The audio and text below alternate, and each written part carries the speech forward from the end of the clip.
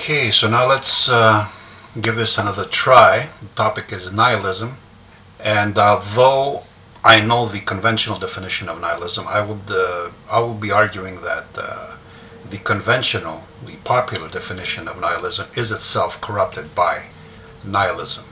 So the conventional definition of nihilism is the rejection of all religious and moral principles in the belief that life is meaningless.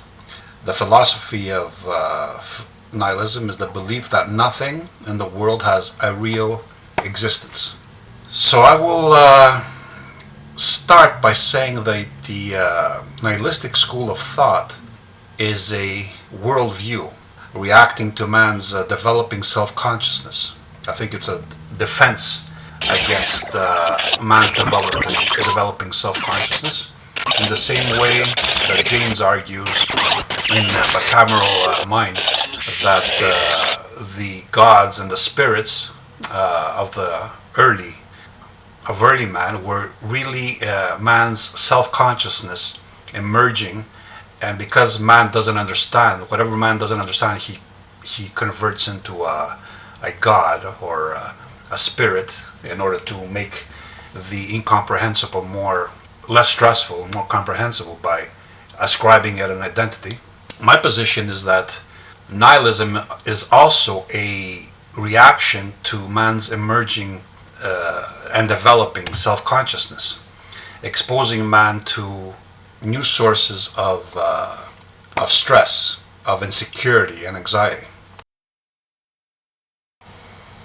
As man progresses from the first person perspective, which is common among all life, that is the awareness of otherness, towards the second person perspective, which is the projection of self, or to whatever degree man is aware of himself, or a being is aware of himself, the projection of itself into another living organism's position in order to experience its suffering secondhand, vicariously.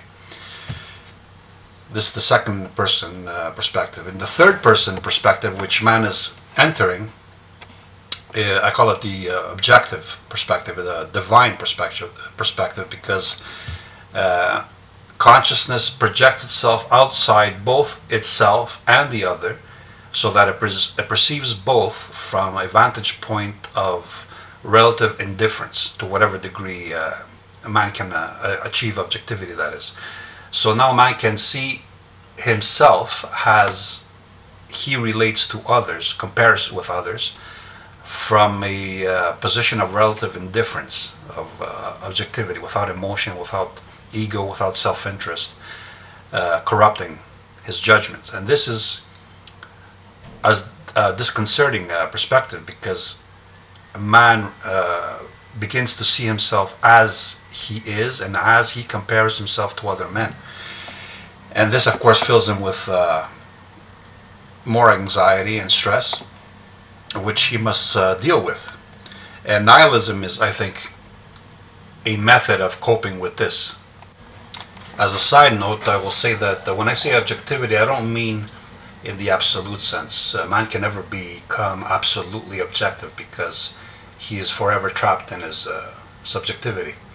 I use objectivity in the same way I use strength or power. When I use strength or power, I don't mean omnipotence. When I use the term awareness or knowledge, I don't mean omniscience. Strength is a measure of weakness, and gnosis, or knowledge, is a measure of ignorance. In the same way, objectivity is a measure of subjectivity. Man can approach objectivity, the divine perspective, without completing his task. He will always be subjective. And this is why in science they developed a method to weed out man's subjectivity, subjective corruptions. So I guess now I have to give a definition of what I consider a proper definition of nihilism. Nihilism is a matter of degree of denial of what man experiences as the world or natural order. So whatever perspective proposes to whatever degree a denial of the perceived is expressing a degree of nihilism. Man will always want to change reality, to change it to his benefit, but that's not nihilism, because he has to work within the real. He has to understand the real in order to change it. Nihilism doesn't do that. Nihilism just uses words, language, to invert definitions, believing that with this method man can heal or correct reality simply by redefining it differently. So, as an example, the concept of a singularity is a contradiction of man's perception of multiplicity, expressed as a belief in absolute wholes, in things such as a thing in itself, or in the concept of a one, taken literally, rather than as a symbol of a representative symbol. Another example is the concept of God as it has been defined by the Bible, as a representation of an ideal man, defined as immortal, omniscient, omnipotent, omnipresent, contradicting man's experience of himself and of all life as being mortal, relatively ignorant and imperfect. Another example is how man defines the concept of free will, or meaning, or morality. He always begins with metaphysics, and then accuses reality of failing to live up to his collectivized definition. These collectivized definitions become popular, they become conventional. What he does is he gives his concept the Platonic treatment, as I call it. He idealizes them, and then locates them outside space-time, or outside causality. In other words, outside existence itself. A man does this selectively, defining particular concept out of existence so as to then reject them or make them impossible to be attained or to even exist. Some general traits of nihilism that help us to identify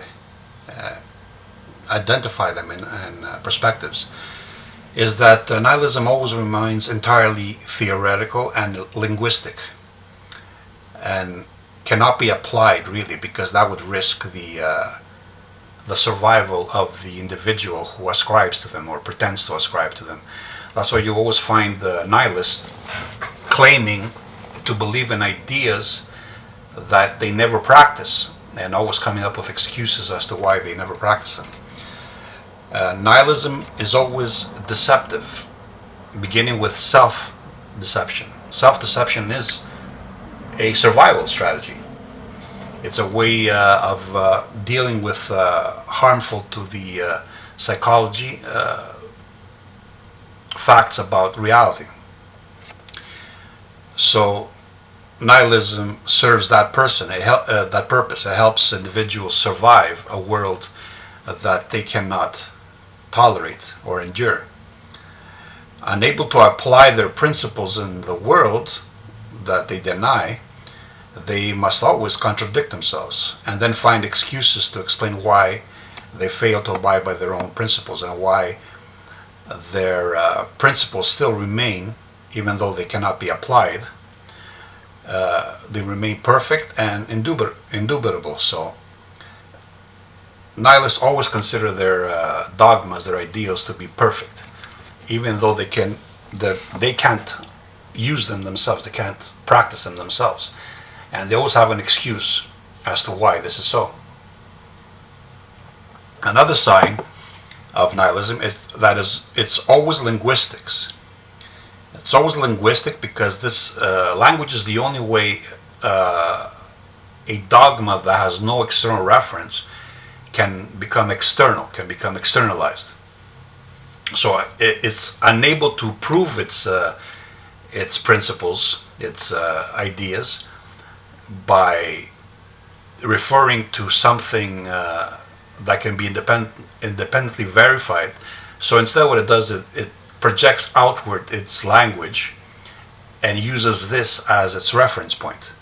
That's why you always see nihilists, they always point to text or to another person, another person's mind. They never refer to reality itself, so that everybody can falsify their claims or verify their claims. So nihilism is always inverting reality. In extreme cases, it inverts reality completely. So where we perceive the example of the singularity, where we perceive multiplicity and mutability, nihilists believe that the world is a singularity and immutable. And this is a symptom of nihilism. With no external reference to prove their claims, like I said, they use text and other minds as supportive evidence. So that's why nihilism is always collective. It has to create intersubjective matrices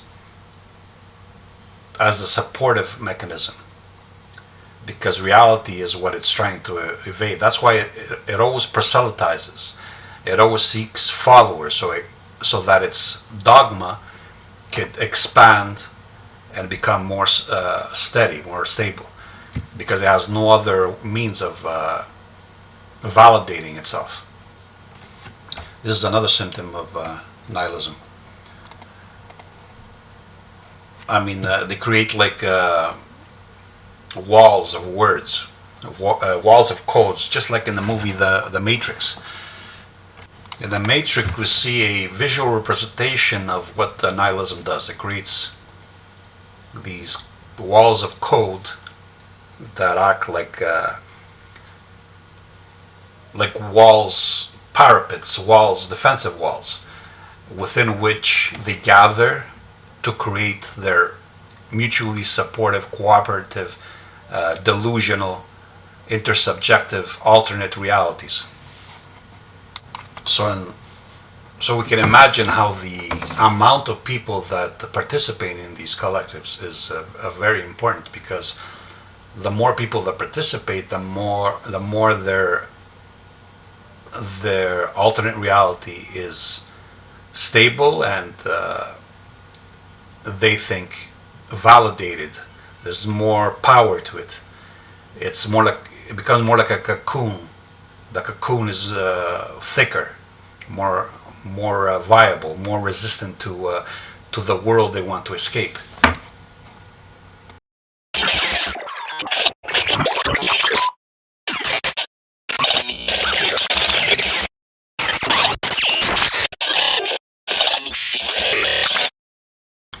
Now that I've given a brief overview of how I conceptualize nihilism and how I criticize the conventional definitions of nihilism, I think I can proceed to explain my ideas about how nihilism is divided into two major groups: the passive, or what I call the authentic form of nihilism, which denies existence all relevance, considers existence a negative, finds nothing positive about existence, wants to escape existence altogether, although most of the proponents cannot bring themselves to end their existence, since they find existence so deplorable.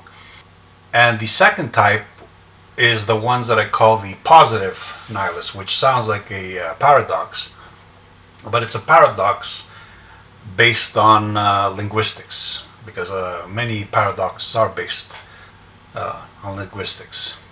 So what is a positive nihilist?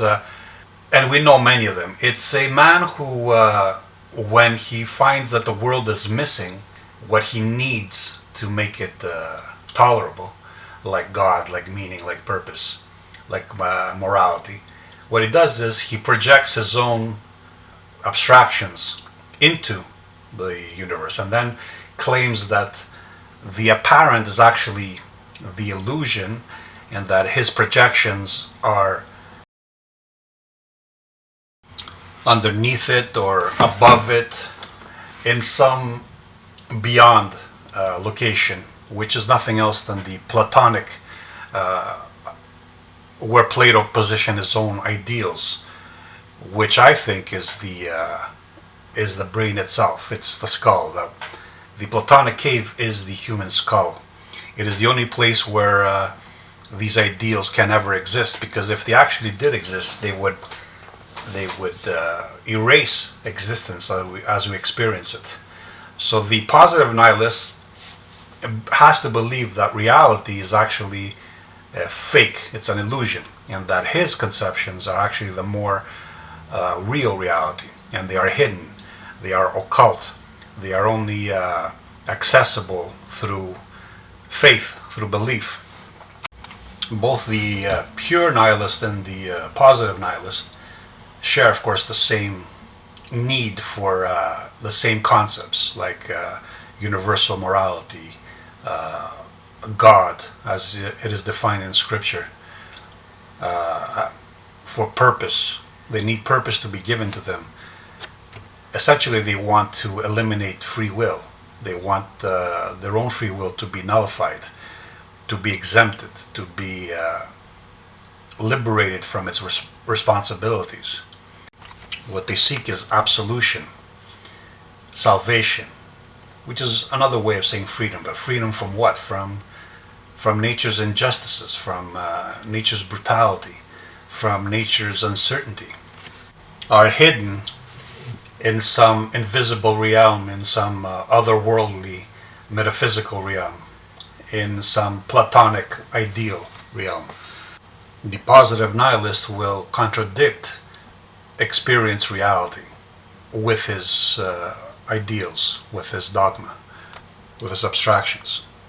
We find an example of positive nihilism in Christian faith, where in the Bible it says first was the Word, and of course the Word represents abstractions that have no external reference, and so if they were to exist, they would actually contradict experiences, the experience world. This is why they call the experience world the fallen state, the fallen world. Or the secular version of this is they call the experience world illusion.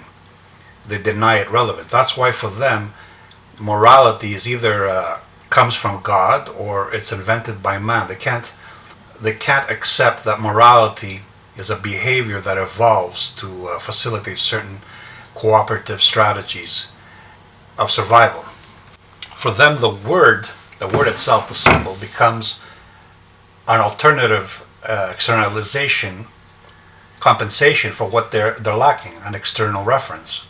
So they convert their mental abstractions into symbols and words. They write them or they vocalize them, and then they consider this sufficient evidence that they have an external reference, when it's not the case. It's just words and symbols, of course, are externalizations of abstractions, which may or may not refer to something real. Like a man can conceptualize a unicorn, but that doesn't mean that the unicorn exists. But the word can be externalized as a word. And this is why the Bible says first comes the word. And of course, Goethe contradicts this and says that first Nietzsche is a famous comes the act, not the self-proclaimed nihilist. But I think he was a nihilist in the same way a negative that negates a negative is really a positive. He was a nihilist because he diagnosed Europe as suffering from an infection, a nihilistic infection. His transvaluation of all values was really a way of questioning the values that had infected Western man. For 2,000 years, the same disease has been affecting Western man. It's a disease, a spiritual disease, which I consider nihilistic, and it comes to us through Abrahamism and its tropes. I would go as far as to say that Nietzsche himself never really overcame his own nihilism because he wasn't really a metaphysician. Whatever metaphysics he had, he got from Schopenhauer.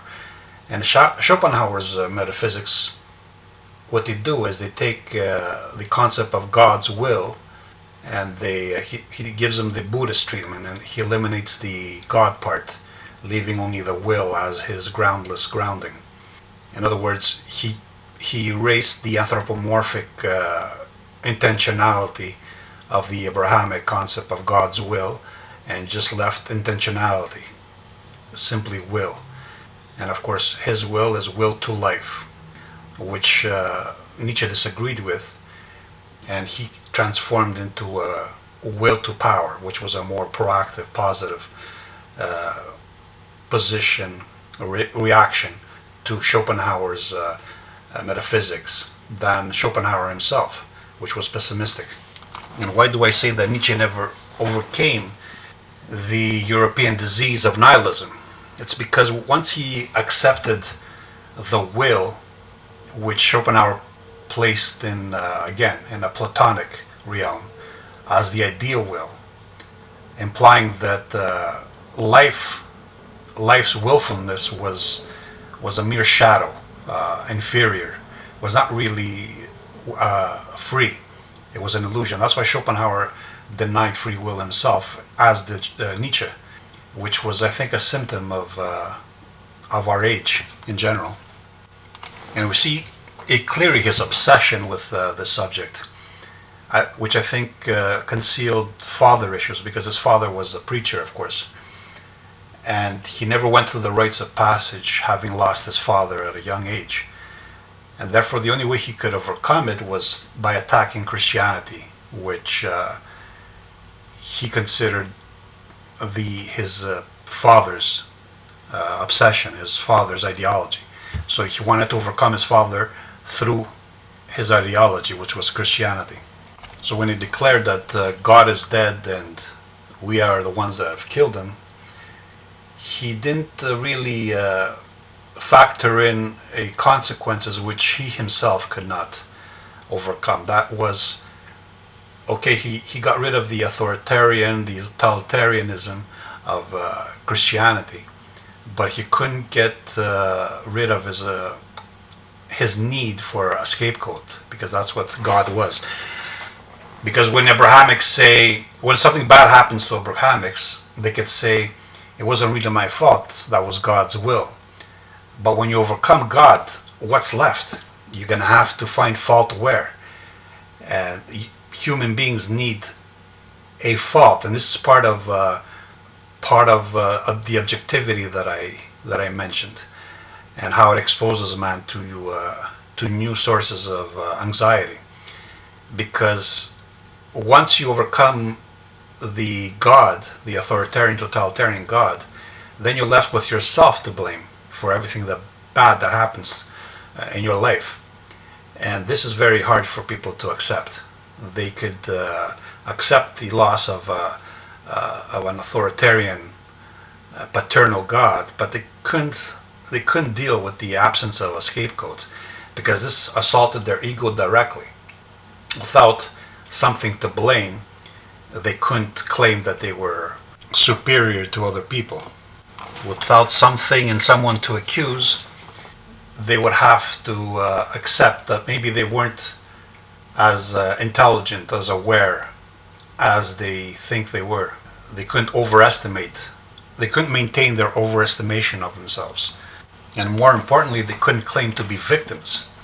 That was a major psychological blow with the loss of the Christian God. This loss was dealt with by imagining that the cosmos was absolutely ordered, leaving no space for human interventions, for human agency. The way they conceptualized existence was as a perfectly ordered machine, requiring no God. Therefore, everything that happened to human beings was determined by the cosmos. So human beings have no participation in this process. And this, of course, saved them from this loss of a scapegoat. Now they could easily blame the cosmos, or have the cosmos take the burden of whatever bad happened to them. And we see this in our time with those that deny free will, while at the same time they always find something in someone else to blame, as if even though they claim they had no choice and whatever they chose was inevitable, they could not have chosen otherwise, they still accuse others of having a choice. Or at times they say that the cosmos was responsible. Everything was part of some kind of cosmic plan, even though a lot of them claim that they don't believe in a telos, in a cosmic objective. And yet they imply it when they believe that the cosmos is perfectly ordered and that life was inevitable. But this subject is more complex, and I think I might have to do another monologue to explain my positions on it. Suffice to say that Nietzsche could not overcome the loss of a father figure. He could overcome the idea of a God, but he couldn't overcome the idea that he was responsible for his own fate, his desire to remain a victim himself. Because what else does it imply that man has no agency, no free will? It implies that everything that happens to man is not determined by him, but he is a victim of happenstance, of cosmic order or whatnot. I think I have to put an end to this first monologue, though I haven't covered the subject completely and totally and perfectly. At least I gave an overview of my views, of what I think on the subject, and I might make future monologues which I will touch more upon this big issue of nihilism, big issue for the Western world and for the whole of mankind, actually. So take care, and until next time.